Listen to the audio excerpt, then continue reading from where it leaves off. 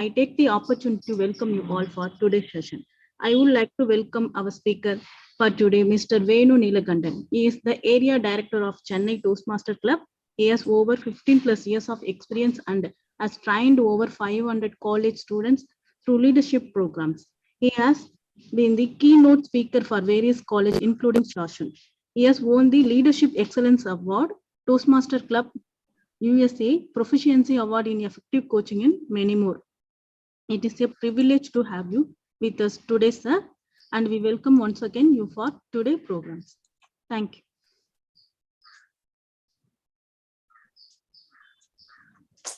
Thank you, ma'am. Good evening, all.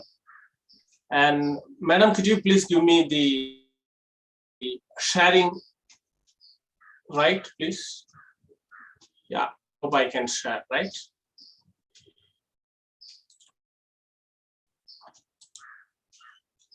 Yeah, good evening, all. And can I get, I just want to ensure that everybody is available here. So if possible, please switch on your video so that we can have an very good interaction between us. Can you please switch on your video if possible? Or just respond that you are available. So I can ensure that I'm not talking to my laptop, I'm talking to the people. Because this is a public speaking, right? Can you please respond back? Yes, thank you.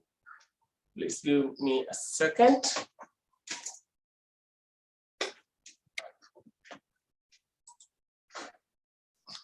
Yes, good evening, Valarmati madam. Good evening. Good evening, Venkat. Good evening, Ravinder sir. Good evening, Srinivasan. Good evening, Ananda Priya. Good evening, Sindhija madam. Good evening, Priya madam. Good evening, Geeta madam. Good evening, Dr. Vaishnavi. Good evening, Kaushalya. Good evening, Priya Navanithan. Good evening, Sindhu Kumaran. Can I get a response, please?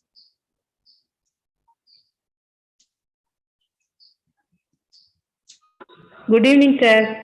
Good evening, sir. Yes, thank you. Venkatasamy, good evening, sir.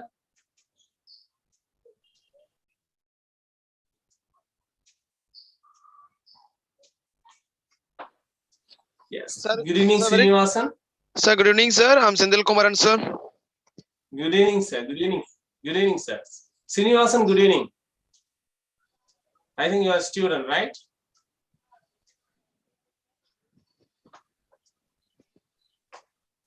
Good evening, Ravinder, sir. Why I'm just finding everyone, and I just want to ensure that we are here connected so that we can have a wonderful session for next 1 hour. I just want to ensure that the next 1 hour, I don't want to make it very boring session. So can you please respond as much as possible? So now let me go to, let's go to the public speaking session. Before that, can anyone say what exactly a public speaking is? Can anyone please respond?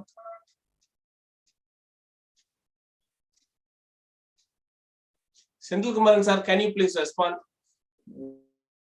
What exactly a public speaking is? What's the difference between ordinary speech and a public speech?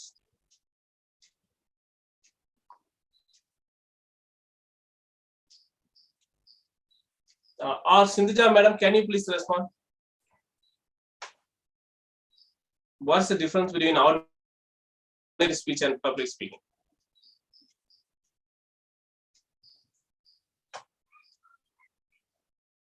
Okay. Okay, no problem. So no response. So let me go.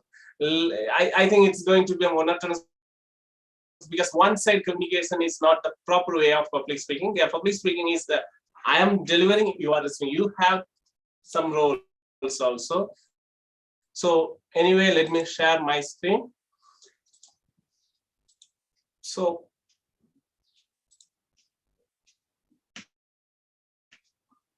whether my screen is to all of you? Yes, sir. Yes, thank you, ma'am. Thank you. Thank you for responding. So who needs public speaking? Most of the time we think that only politician or entrepreneur are requiring that public speaking. But the fact is public speaking is a public affair everyone needs. Every day in our life, we need to give some kind of speech. Let it be a one-to-one person speech or a group of people we are talking, right? So public speaking is not only pertaining to the politician or entrepreneur. Every individual may face to give a situation to deliver a speech. Here, our problem is many times we are very good communicator, right? If we talk one another, we can easily talk, very easy. We feel that it is very easy. But when come to a group of people, we become so scary. We are just worrying that what will happen if I am talking to these numbers of people. Like that, we started some kind of a nervousness, of fear we are going to. This is called glossophobia. Every individual has this fear. It's not an easy, it's not only for particular person, not for others. It is a very common phobia.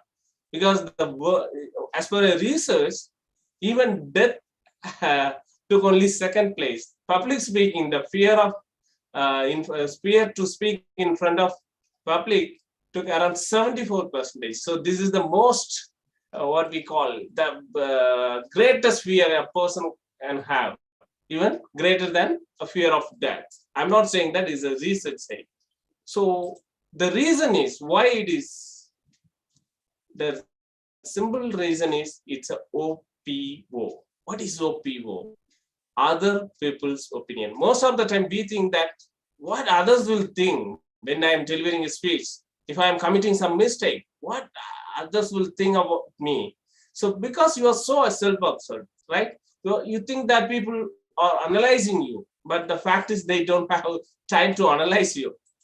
This is called spotlight complex. Everyone have this problem. That's why we are having usually these are the reasons we are not delivering a public speaking.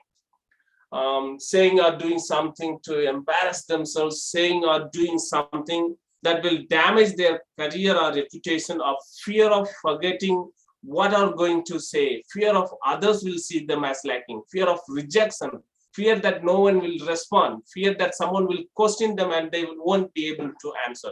Out of these reasons, any of the reason you may have, that's why you are not delivering a public speech.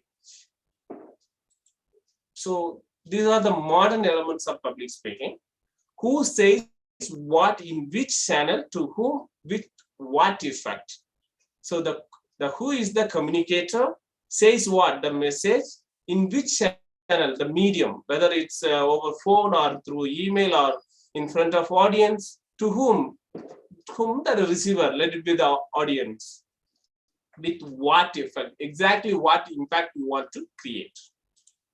So this is also the 7 elements of speech communication. We are not going to talk about this because we are going to talk about the practical approach of public speaking, how we can deliver and become a good public speaker.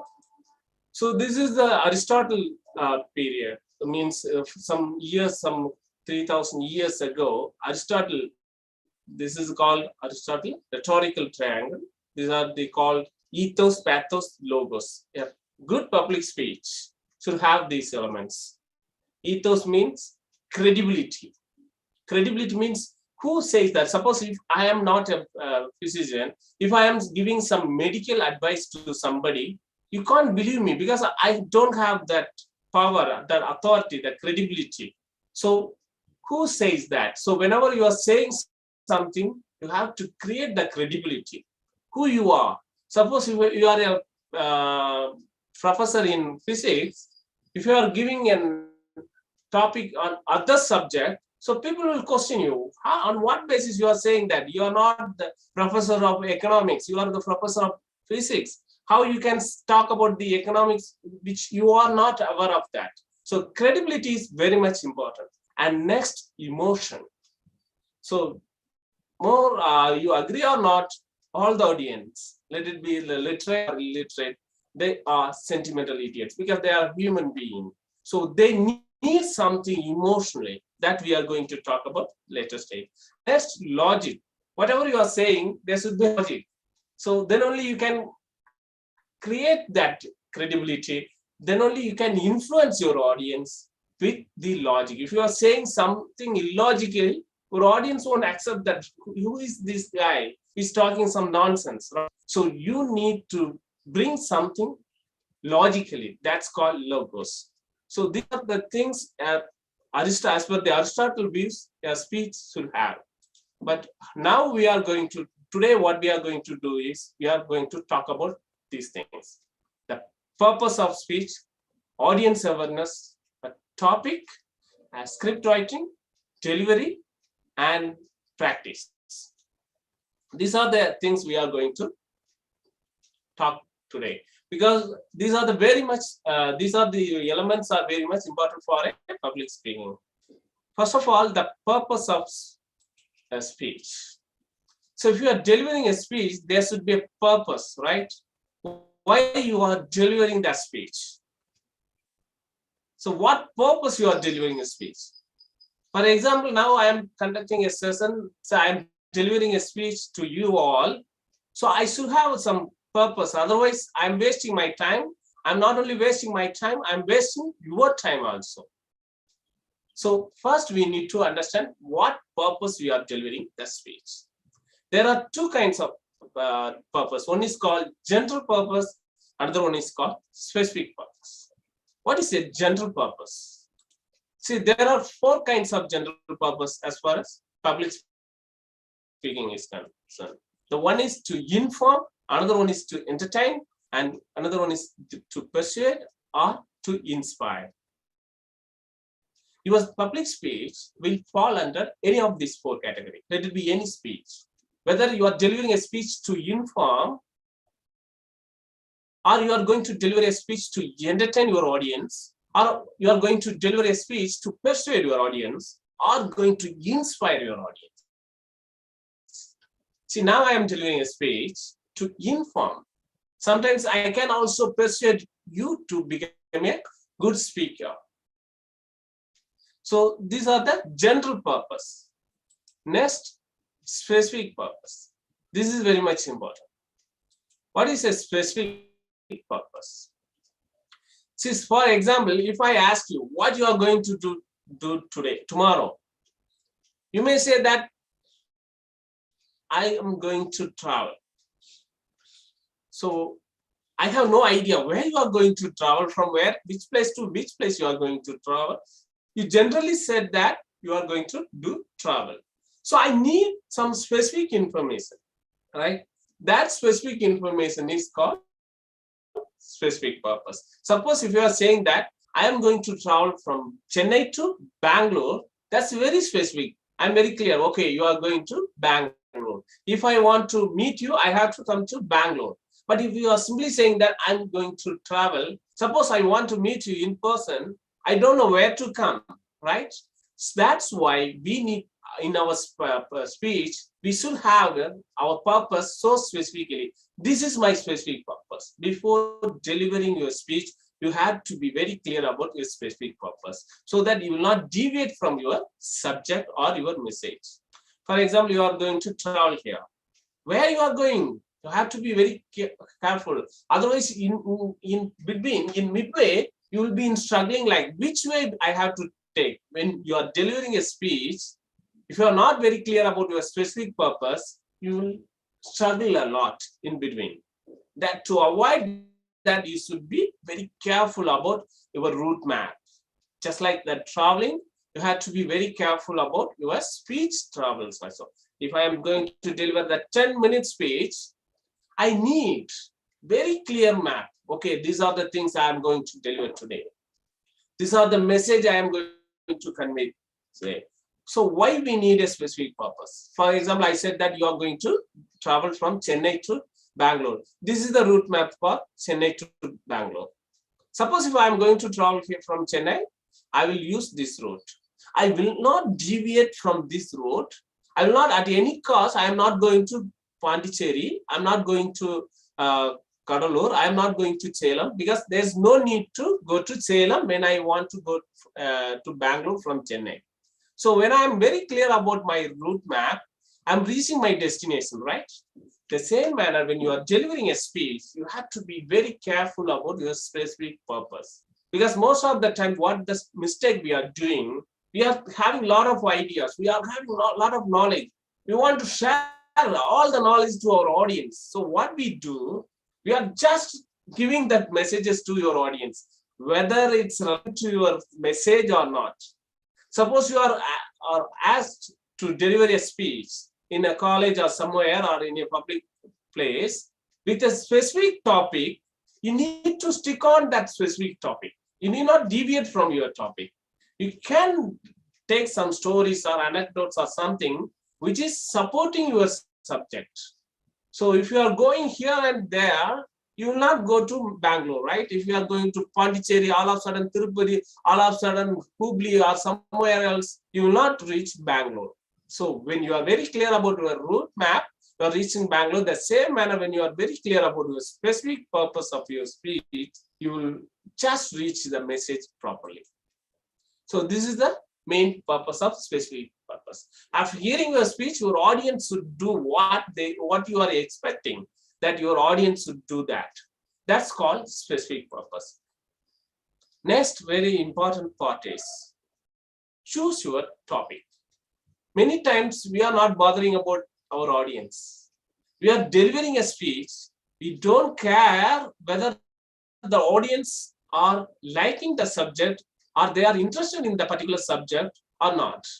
If I am going to talk rocket science or something black hole theory here, I have to ensure first whether you have the prior knowledge or whether you are interested on that particular subject, then only I can talk about that topic. Otherwise, if I am going to talk for the 1 hour without knowing your interest, I'm wasting my time. Today also I'm delivering a speech. I don't know how many of you are really interested in public speaking. I assume that you are all interested because that's why you joined here. So that's why before delivering a subject speech, first you need to ensure that know your audience interest. So how we can choose our topic? The topic you know. So I can't talk on a subject which I am not well versed.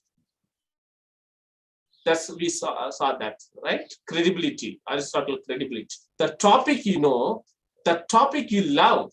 Sometimes I may know something, but I'm not interested in that particular topic. If you ask me to deliver a speech on that, I will deliver. There's no doubt on that. But without interest, without enthusiasm, I will deliver the subject. So the subject I know as well as the subject I love. The next one is very important. The topics your audience care about. That's a very important. So when you combine all these three things, you will get your topic. Right? So ensure that whatever topic you are taking, ensure that before taking that topic, know your audience. That's a very, very important. If you are going to deliver a speech in front of school children, you have to choose the topic accordingly. If you are going to deliver a speech in front of an adult, then you have to choose the topic accordingly. If you are going to choose a topic which is relevant to the particular subject, for example, literature, you have to choose the topic according to that particular group of audience. But you can't deliver a literature subject to a physics professor. You can't deliver a physics subject to a literature professors unless they are really interested. So ensure that your topic is so relevant to your audience.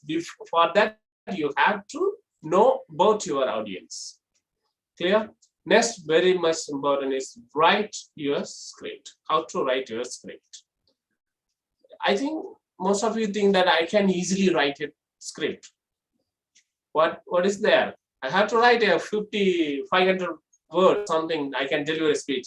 No, it's not such an easy. first you have to structure your speech. Before write a subject, you have to structure your speech. Now you are very clear about your general purpose and specific purpose. For example, today my speech is, my general purpose is to inform. What is my specific purpose? My specific purpose is to inform the elements of public speaking to you all. That's my specific purpose. Now I'm very clear about my general purpose and specific purpose. If I am going to write my script, first I have to ensure that how I am going to deliver the speech in a script format. First, it's an introduction. Next, body.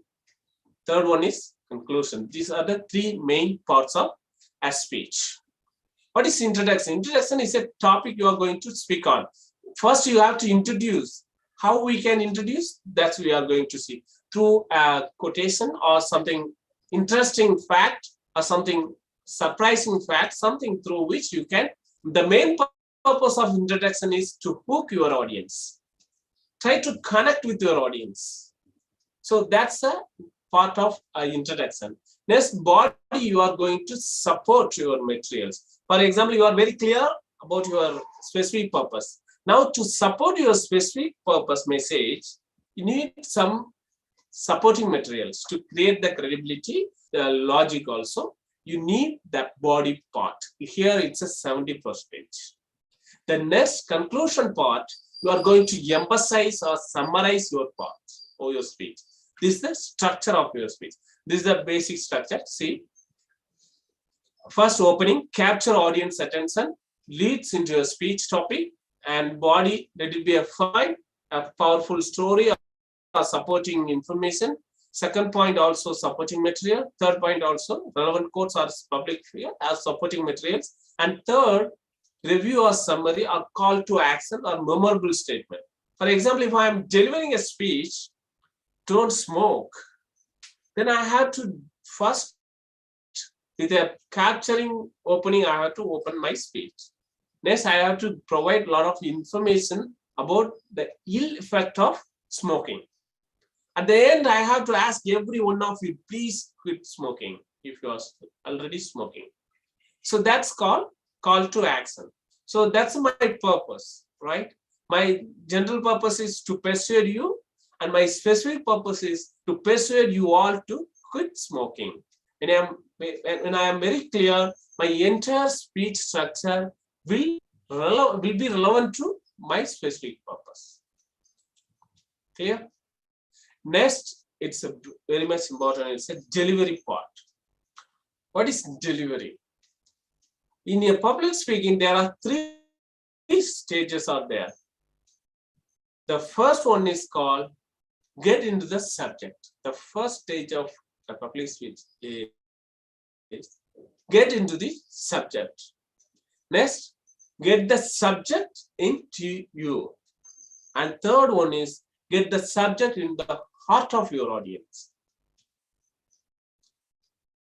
The first stage is, suppose if you want to deliver a speech, first you should be aware of that subject. So you have to get into the subject. You can do some research or do a lot of studies or something, going to library and reading and referring a lot of magazines and books. You can get into the subject. Once you did that, the subject will be inside your head. So get into the subject, get the subject into. And third part is very difficult and very paramount important. That's get the subject into the heart of your audience. That's very difficult. For that part, we require this delivery. Right? So now the question, I request all of you, please answer to this question. How many percentage of your words contribute in your communication? Let it be wrong. You need not worry about that. Just what do you think? Please answer. Please. I request you all, please answer. Just what do you think?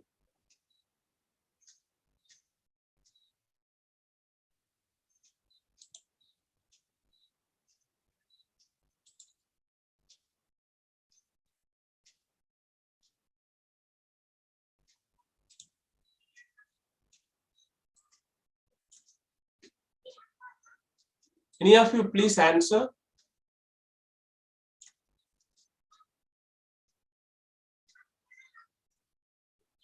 I think, I hope you are all here.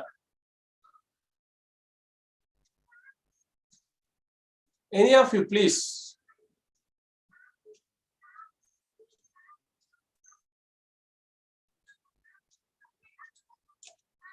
Or just message, yeah, 90%, 80%, wow, 85, super, good. So you think that our words are contributing around 80% to 90%, right? I'm sorry to say that you are wrong. Only 7%. I'm not saying that again. This is a research by Albert Mehrabian. As per the research, 7% only were words. No matter how good you are at vocabulary, how good you are at English language, only 7% of your words contribute in a communication. 38% is vocal variety, how you are using your voice. And another 55% is non-verbal communication. Non-verbal communication means para-languages, including body language, how you dress, how you stand, all these matter. So only 7%. Now most of you still are confused how it would be only 7%. What's the logic, right? Let me tell the logic. See, your speech, your words are just like this vehicle. It's a very big and powerful vehicle, right? But if you are driving this vehicle throughout India, is there any use? Because it's empty, right? So words are just like this. This vehicle is empty. So if you are driving this vehicle, wherever you are going, what distance you are driving, no matter, it's useless. So you need to add something in the vehicle. Then only the vehicle is useful. Like that, your words are just like the empty vehicles. No matter how big, how effective your word, but it's empty. You need to add some voice modulation or the body language or emotion to your words. Your words are not only going to convey the message itself. It should convey the emotion also. So how you say it, the way you say it are more important than what you actually say it. These are called para-language, non-verbal communication. This is, we are not going to touch all the parts because it's not possible to cover everything today. And in person also, we have a lot of difficulties. So, and another very important reason for non-verbal communication is, most of you know that we have two sides of brains. One is left side, another is right side. The left side is always logical. It wants all, whatever you are saying, that it won't accept easily because it wants reason and supporting materials and evidence. Whereas the right side, it's irrational, it's emotional. You can easily attack the right side brain of your audience. If you are using some emotion, they will believe it. Whereas the left side of your audience, it always wants supporting materials. So when you are using a monotonous voice, no matter how effective your vocabulary, or when you are using advanced vocabulary, but if your tone is monotonous without any body language or any gestures, your words will reach the left side brain of your audience. The problem is it will reflect. It will question whatever you are saying, that it will question. Now I said that only 7%, right? So now I have to talk, I have to tell it in emotionally, then only you can accept that. If I am saying something, your brain won't accept because it will reach your left side brain. So your left side brain will always question. So always target your audience right side brain. because it's so emotional. It will accept that. If I am saying that, guys, please get vaccinated for the COVID. If I am saying something logically, your brain will always question why I should. It will always say that no, it's all not some kind of controversy. We need not get vaccinated. But if I am saying something emotionally, you know that one of my neighbor was claiming like that. That guy died because he refused to get vaccinated. So now I'm just talking to you so emotionally. Now you are ready to do that. If I'm asking you, if I ask a guy, man, please wear a helmet, this guy will just ignore me because I'm using monotonous, man, please wear a helmet. It will save your life. Then he will say, I know. You need not tell me. He will not wear the helmet. If I say that, man, your wife and kids are waiting at home, please, at least for the sake of them, please wear helmet. Now he will listen because I'm targeting him emotionally. So always target your audience emotionally. So you need to use a lot of voice modulation and body language to incorporate emotion in your words. That's why only your words are contributing only 7%. Keep it in mind whenever you are delivering a speech in front of the big crowd. Keep it in mind that you try to use gestures and voice modulation that we are going to solve. So you have to balance the right side as well as the left side. It should be credibility, logical should be there. At the same time, you have to maintain the emotional side of your speech also. So now the voice modulation. What is voice modulation? That's very much important. Sometimes, most of the time, why people are getting bored? Because we are using same monotonous voice. Suppose if I am talking in the same way for next 15 minutes without raising my voice, without bringing some modulation in my speech, I know that you all get kind of sleepy or you will go to sleep. So I have to raise my voice. I have to reduce my voice, sometimes based on the situation.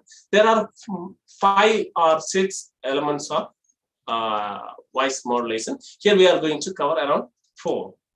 The first one is called pitch. What is pitch? It's almost like a musical. There are high pitch and low pitch.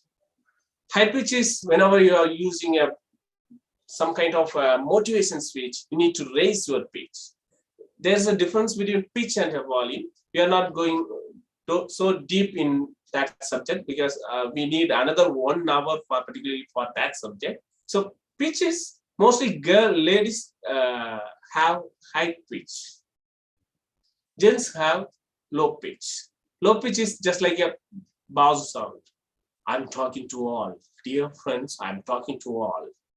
Whereas the high pitch is ladies sound, sometimes raising the sound. Please listen, that kind of pitch. That's a pitch and low pitch and high pitch. Whenever you are giving motivational speech, you have to use the high pitch. Dear friends, I'm going to inspire you. This is a high pitch.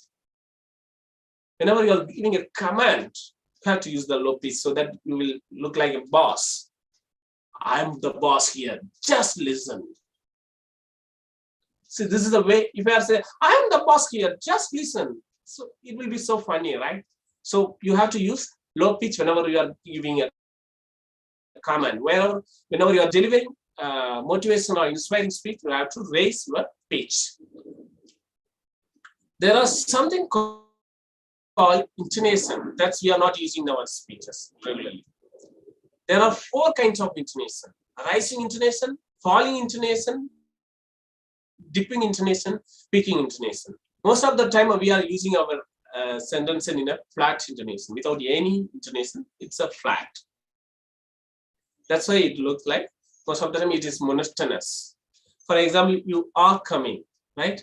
This is a sentence. You are coming. You are coming. It's a flat. So how we can change the emotion of this sentence? See, I'm first sentence, I'm using the rising intonation. In the second sentence, I am using the falling intonation. But the sentence, same sentence. I'm not changing the sentence. I'm changing the intonation. See, first, how I am asking the question. You are coming? This now it's a question. You are coming? Are you coming or not? The same words I am using. You are coming? Next one is I'm just giving an order. You are coming. See, same sentence, changing the intonation, I'm changing the meaning and the emotion, right? So whenever you are delivering a speech, keep it in mind that what intonation you have to use to bring the particular emotion, whether it's a question or whether it's a surprise or whether it's an order or command. See, this is first one is, the third one is, this is you are coming, you are coming. It's a kind of doubt. Next one is surprise. You are coming. See, you have to bring the emotion in your speech based on the situation. And next one is called inflection. What is inflection? By emphasizing particular word, you can change the meaning. Right? For example, here I'm having around same sentence many times. The first one, just imagine that there is a murder. Somebody murders somebody. Okay. Then the police came and the watchman informing the police about the incident. And previous day he called the police and he informed. So he said that first sentence he says that I told you he murdered the girl. It is only I, not anybody else. I told you. Then the police suppose say that you didn't say. Then he would emphasize that I told you he murdered the gardener. I told you. Now he emphasized the word told. This is called inflection. The next sentence, I told you only, not anybody else. So it's you. Yes, I told you he murdered the gardener. Nobody else, the particular guy. Yes, I told you he murdered the gardener. He not only just kicked, he murdered. I told he murdered the particular gardener, the gardener. So there might be more than two gardeners. So we are emphasizing the particular gardener. I told you he murdered the gardener, not the driver. So just putting the inflection on the particular word, you can change the meaning and you can change the emotion of particular sentence. Next one is called pace. What is pace? It's a speed, how you are speaking. Many times we want a good food, right? How we want to be served like this, with a proper way, the food should be served to us, not this way, right? What's the difference? When somebody is serving a food like this, you will eat. You will be so happy because the way he is serving is very good. Or what's this kinds of way, serving? Somebody is throwing food at you. Whether you will eat? No. The same manner, when you deliver a speech, ensure that you are serving, you are providing the message in a proper manner, in a proper rate of speech. Because most of the time we are throwing our message to our audience. You are not stopping, simply throwing it. You never bother about whether they are receiving or not. So in a public speaking, how much you deliver doesn't matter. How much your audience receives, that matters. So whenever you are delivering a speech, ensure that your audience receive. Don't feed more than what they can chew.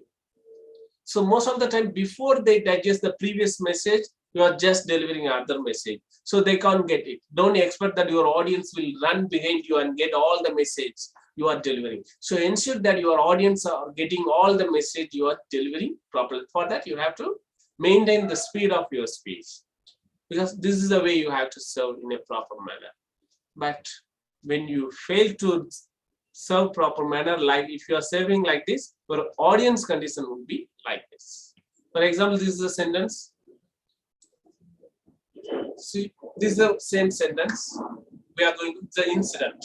Here, whatever the yellow part, you have to raise the speed of words. For example, The moment we saw the accident, we pulled the family out of the car. We called the ambulance. It arrived immediately. The ambulance was so moving very fast. We reached the hospital within 15 minutes. But no use. The entire family members had already died. So where you are using the high speed, where you have to reduce the speed, you have to ensure, because this is the part, it's a emergency. The yellow part, it is a emergency. So you have to bring that emotion in your speech also. The rate of speed just should sync with the emergency situation. Here it is so emotional because we lost the family. So you have to ensure, but there is a twist here. That's why the bad. Give a pass, then no use. The entire family members had already died. If I say that the other family members had already died, so I'm not bringing the emotion. So to bring the emotion, I have to reduce the speed of the words. Clear? So it's just like the board we are seeing at road. Maintain your speed. And next very important part is pause. What is pause? There are the right words may be effective, but no word was ever effective as a right time pause. So Mark Twain, he rightly said. What is pause? Pause is the before bringing to create the proper impact of your sentence. You have to give proper pauses in between. There are 14 kinds of pauses. We need not bother about the 14. We are going to talk about only the 3 pauses. The first one is called opening pause. What is opening pause? So many times what the mistake we are doing as a public speaker, whenever we are getting a mic or whenever they announce our name, we come to stage and we start talking to the audience immediately. That's wrong. First, you have to own the stage. But the moment your name announced, you have to go to the stage, stand on the stage with proper stance, 1 feet gap. With 1 feet gap, you have to have a proper firm stance. Thereby, you are just owning the stage. Next, look at the audience. You are owning the audience also. This is my audience. This is my stage. This is my audience. I'm going to talk to them. Take a deep breath. It need not be so visible. So you can take a deep breath. So it will reduce your nervousness. This is called opening pause. Before delivering your speech, give a pause to your audience. Let your audience expect what you are going to say. That's called opening pause. Next one is called dramatic pause. What is dramatic pause? In the previous example, I was telling that this particular part. When I am twisting something, I'm giving a pause, right? This is called dramatic pause. For example, the family members are waiting at the operation, outside the operation theater. The doctor came out and he said, this is a pause I'm giving to create a dramatic, whether the patient died or he is alive. To give that dramatic impact, you have to give a pause. That's called dramatic pause. And next one is called reflection pause. What is the reflection pause? This is the pause you are giving to your audience to digest what you are saying. Give time to your audience to receive your message and ensure that what you are saying is true. That's called reflection. They have to reflect on what you are saying. For example, if I say that, if I am telling you all, do you know that you all seeing a particular body of your parts whenever you are awake, but you are ignoring it. Whenever you are opening your eyes, you are seeing that particular parts every time, but you are ignoring it. Do you know what it is? It is your tip of your nose. Every time you are looking at that, whenever you are keeping your eyes, You are seeing your tip of your nose, but you are ignoring it. That's a fact. Now I am giving this pause so that you can ensure that whether I am seeing my nose tips. This is called reflection pause. Whenever you are delivering a very important message or very facts or the research finding, give some time to your audience to digest. This is called reflection pause. Next one is very important is the body language. In the delivery, first these are the things, voice modulation, now it is body language. Body language is very much important. How you smile, how you cry, how you are expressing your more facial expression, that's all very much important. If I am see, whenever you are seeing this picture, the cute kids picture, you're feeling so happy, right? You want to smile back because such a cute smile, that's a power of facial expression. At the same time, if I am showing this picture for another 2 seconds, another 2 or 3 seconds, you will feel yawning, you will feel sleepy, because this is the power of the facial expression. So whenever you are delivering or conveying something, try to bring that emotion through your facial expression. Next one is called gestures. What is gestures?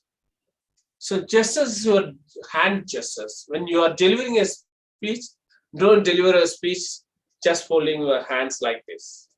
Use your hands to emphasize the message.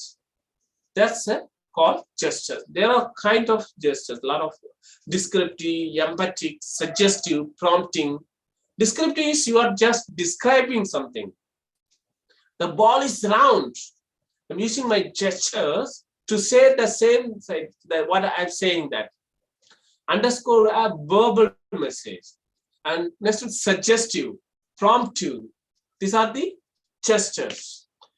Sometimes when you are delivering a speech, ensure that always use the open hand gestures, because changing your gestures, you can change the meaning. Unfortunately, as we are meeting through the online, I can't do that demo. Otherwise, we can use a demo to emphasize the gestures can change the meaning of particular event. For example, if I am introducing somebody who are standing near to me, just imagine that he is my teacher.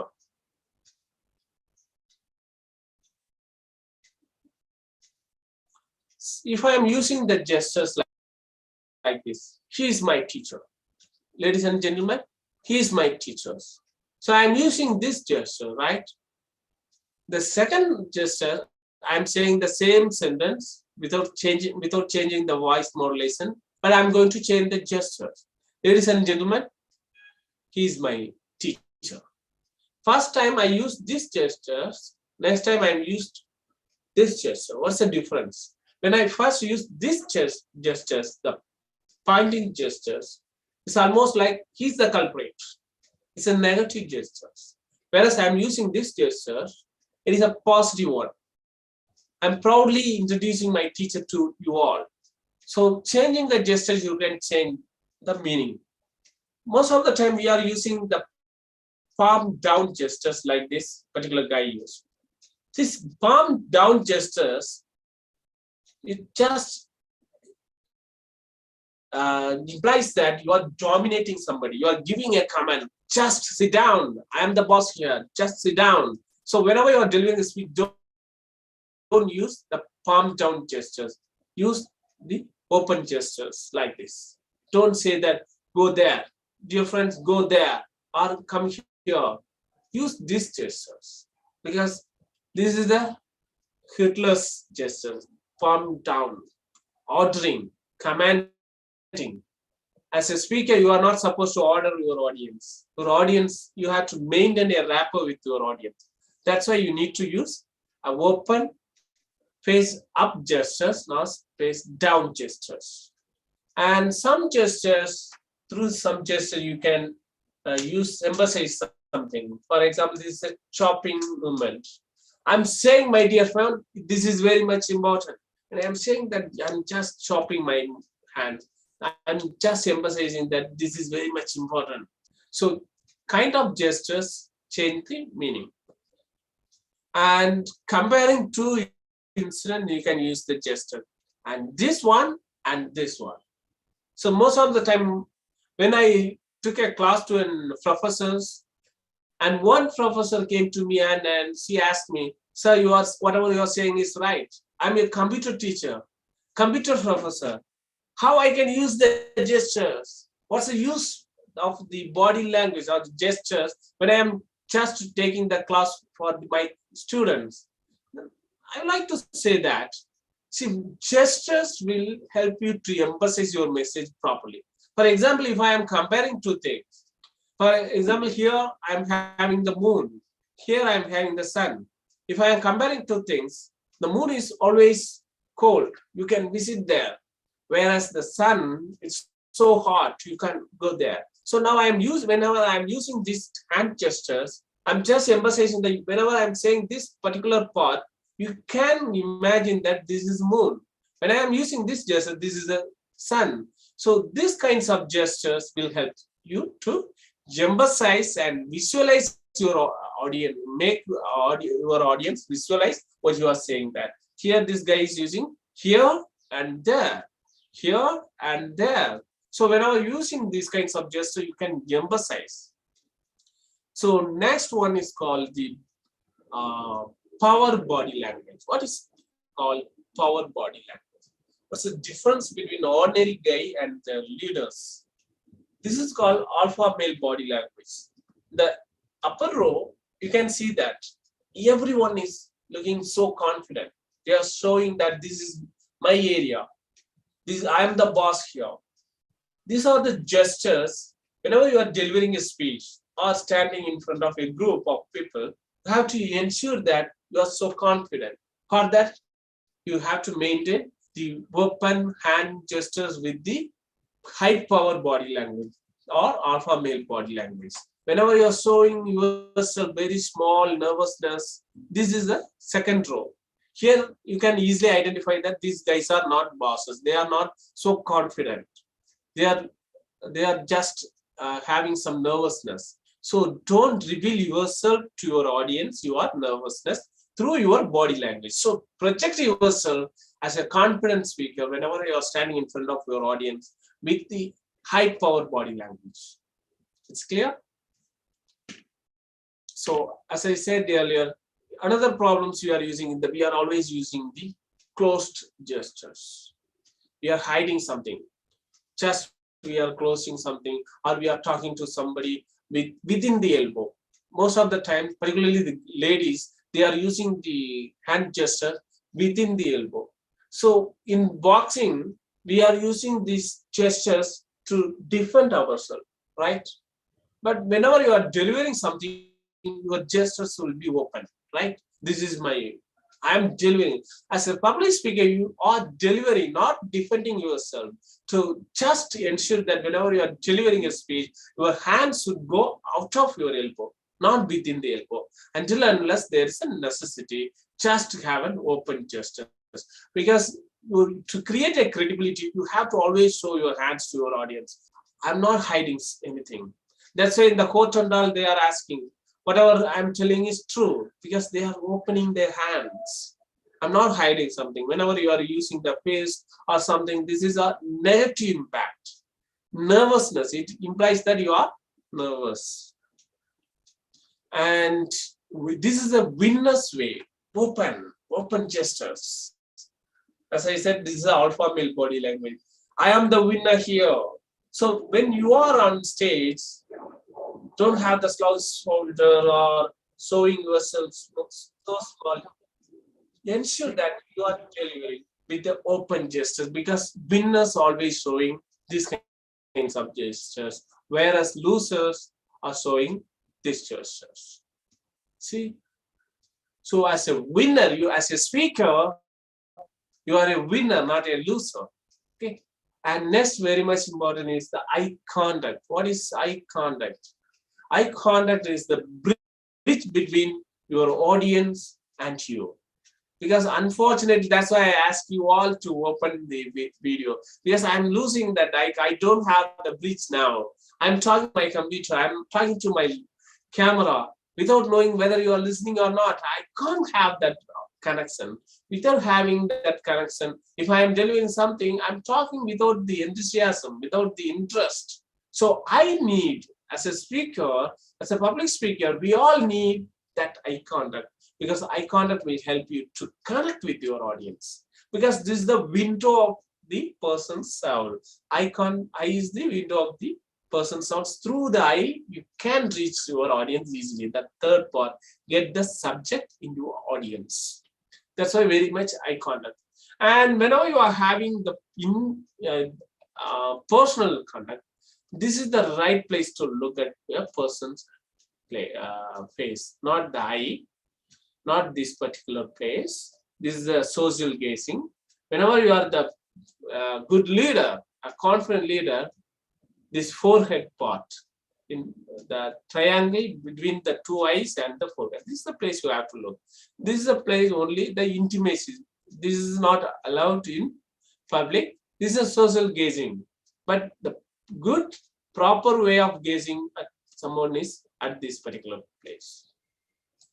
So at last, what we can do, we have a lot of that phobias and stage fear, stage fright. How we can get rid of that? The only result is practice, practice, practice. And whenever you are getting an opportunity, don't miss it. So everyone has these problems, the stage fear. Don't think that you are the only person you have this problem. So whenever you are getting an opportunity, even I had this problem. Even that Winston Churchill, the great orator, he had the problems, but they all overcame. So if you think you can't, or if you think you can, both way you are right, as Henry Ford said. So this is true. This opportunity, don't excuse yourself, because every time you have to, you can't hide. If you are hiding, forever you have to hide. So come forward, just come out of your comfort zone, try to deliver a speech in front of others. But ensure that to become a good public speaker, you just keep it in mind whatever we said, and know your audience, know your specific purpose and general purpose, and maintain a proper eye contact, use your proper voice modulation and the body language. So when you are doing that, definitely you can do it. So whenever you are delivering a speech, some people are asking whether I have to prepare or whether I have to memorize. Yes, you can do it. But what I suggest, you have to do consciously practice. Whenever you are just write your script, and be consciously every sentence, what kind of voice modulation, what kind of intonation I have to use, whether falling intonation or rising intonation, or what emotion I have to convey through this sentence. Ensure that where I have to give the pause, where I can expect my audience have to reflect. So when you are writing your script, ensure all these things and practice consciously. But when you are on stage, you need not do anything. Once you practice properly, everything will be stored in your subconscious mind, and it will come like a water out of a tap. So everyone has this problem. Even the so-called the public speaking champions, they have the stage fear, but they are not allowing the stage fear control them. That's the difference, because we are allowing them the fear to control us. For example, one example I would like to say that Dr. APJ Abdul Kalam, he was the only president of India who traveled supersonic flight. You know that supersonic is the fastest flight. Ordinary person can't travel the supersonic because it's such a fastest. Dr. Abdul Kalam traveled in the particular flight, and when he returned back, the reporter asked him, "Sir, you are at around 75 years. You travel in that fastest flight, the supersonic. So while traveling, are you not afraid or not having that fear?" Then Abdul Kalam's reply was phenomenal. He replied that I didn't have time to fear. I was so busy with checking how this flight was functioning. I didn't have the time to get fear or get worried about other things. So this is the difference between ordinary people and other people. When you are delivering a speech, you need not worry about others' audience, whatever he will say, what that particular guy will say. When you are so confident, when you are so thorough about your subject, you need not worry about that. Just keep it in the mind, create a mental image that your audience are fools. That's what I would like to say, that your audience are just fools. Because many times everyone will struggle. I hope most of you know that there are 4 stages in learning. The first one is called unconscious incompetent. The next one is conscious incompetent. The third one is conscious competent. And the fourth one is unconscious competent. What is a unconscious incompetent? Let me give an example. Suppose if you are traveling, when you were around 5 years old, you might have traveled on your father's bike or somebody else's bike. At that time, you didn't know how this particular bike or the car function. Even theoretically, you didn't know. Practically also, you can't do that. If somebody asked you to drive that particular car, you could not have, right? It's because you didn't know how to drive. You didn't know how the car exactly functions. That's called you are unconscious as well as incompetent. The second stage, when you are around 13 or 14 years, you practically, theoretically knew that how that particular car functions. But if somebody asks you to do that, you can't do that.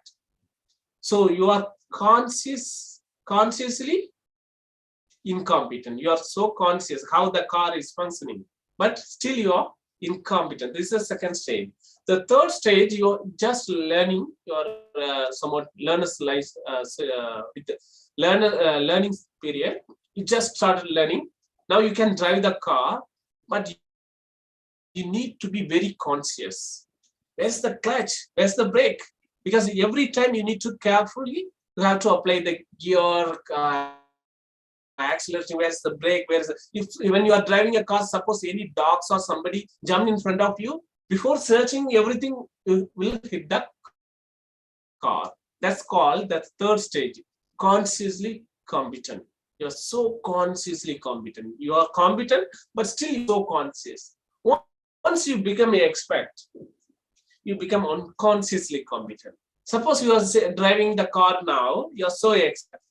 Suppose the same dog jumps in front of your car. Without your knowledge, you apply the brakes, right? You will apply the brake because you are subconsciously, it's registered. That's what called unconsciously competent. The example for this unconsciously competent is you go to any typist. While she or he typing, just ask him or her to stop and ask him what's the last letter he or she typed. They can't say that because they don't know. Their finger knows. This is called unconsciously competent. So in a public speaking also, you have to reach these 4 stages. Initially, you don't know how to speak in front of audience, but later when you are, most of the time we are on the third stage. You are so consciously competent. We can deliver the speech. We have a lot of things, but unfortunately we have become so conscious. So we become nervous. What this guy is staring at me, what he will think, what that particular guy will think, what will happen if I forget something, what will happen if I say something wrong, what will happen if some grammatical error happen. So a lot of things come to your mind consciously, so you become so nervous. So that's why when you are practicing properly, you will become unconsciously competent. You can deliver any speech.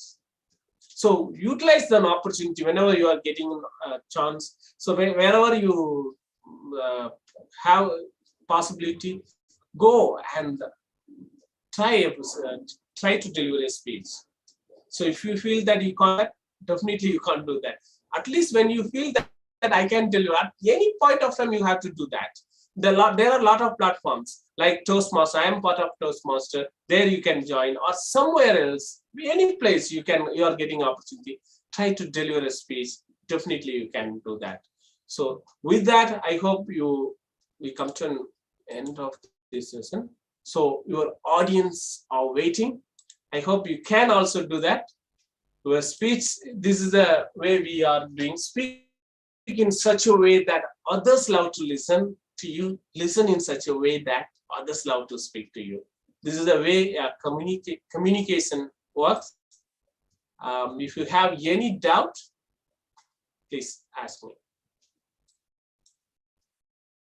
Now the forum is open for any question or doubts.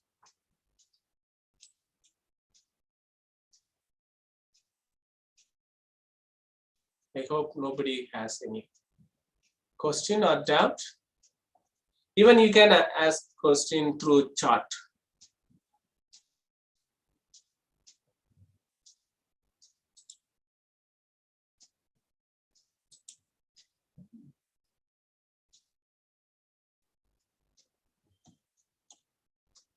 So can we conclude? If you don't have any questions or doubts,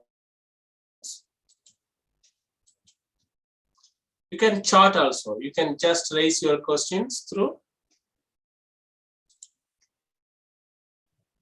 chat.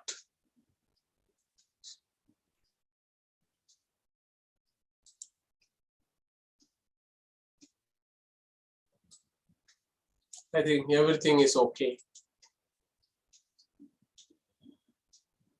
Understood. Yeah. Any one question? Any method to overcome fear of stage, like talking in front of mirror? Yes. Overcoming fear through talking in front of fear will not help. I would say that. Why I'm saying that? In mirror, you are seeing yourself. So it is just like a stimulation.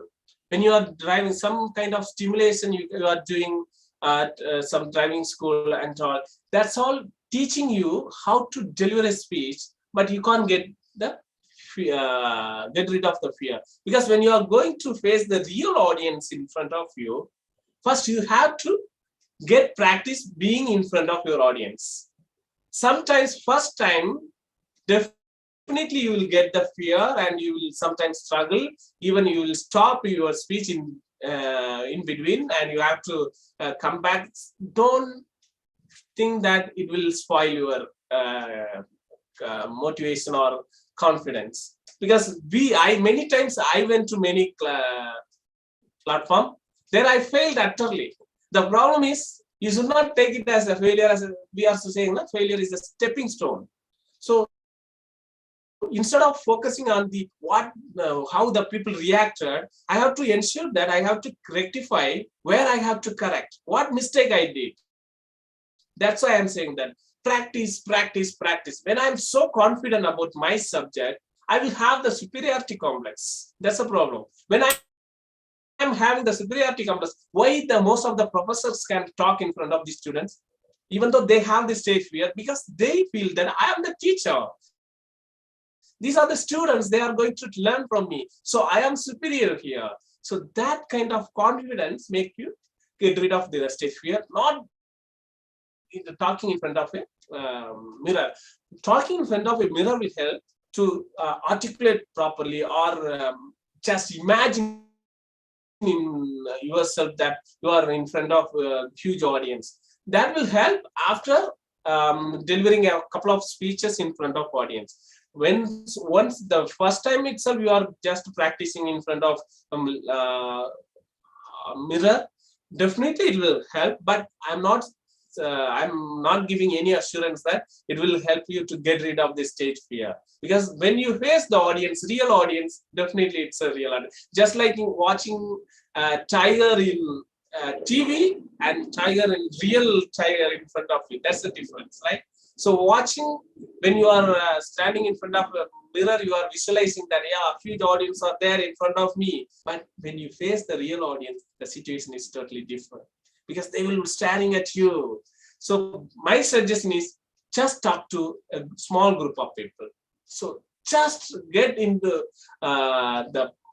you can't learn swimming without jumping into the pool, right? So same manner, you have to jump into the pool at any point of time. That's what I am saying, that you can learn the swimming by lying on the floor, but that's not a real swimming. You can't get that. My suggestion is just utilize the opportunity whenever you're getting. That's my point. Thank you, Sindhija, for that question. Anybody else? I hope I answered to the question. Any other question? Okay, thank you. Thank you all. So I hope we can conclude because we are running out of time. So, madam, can we?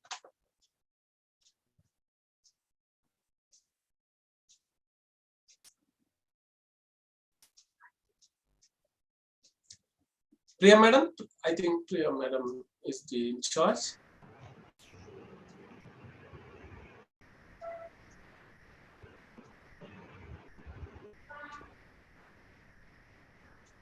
Good evening, everyone.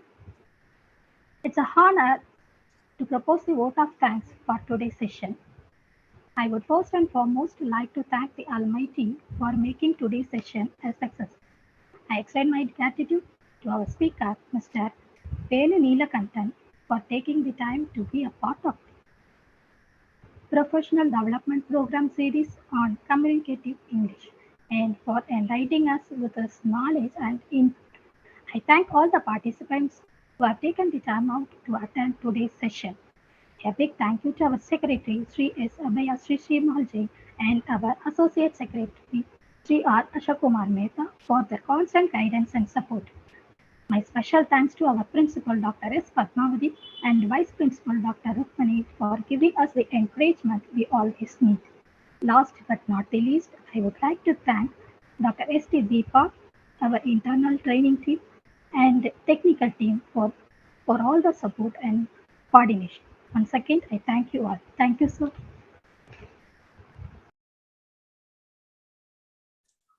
Thank you all. Thank you. Thank you so much.